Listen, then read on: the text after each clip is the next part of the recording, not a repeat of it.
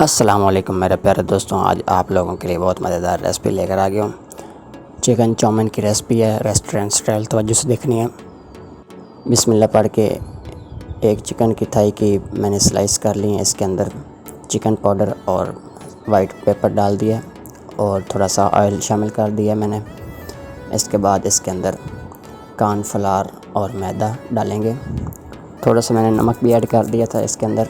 इसको मिक्स कर लेते हैं। इसके अंदर एक अंडा जो है वो शामिल कर देंगे। दोस्तों, इसको मिक्स करने के बाद इसको मैंने फ्राई कर लिया।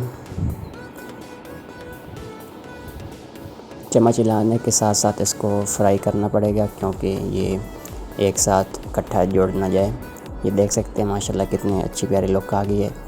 एक बर्तन के अंदर एक प्याज जो है वो मैंने डाल दिया और थोड़ी सी कुटी हुई मिर्ची शामिल कर देंगे इसके अंदर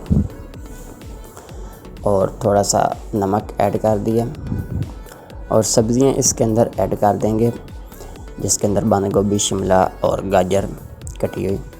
डार्क सोया सॉस ऐड करेंगे और इसके अंदर डाल देंगे ऑयस्टर की मामासिता सॉस। इसको अच्छे से दोस्तों मिक्स कर लेते हैं।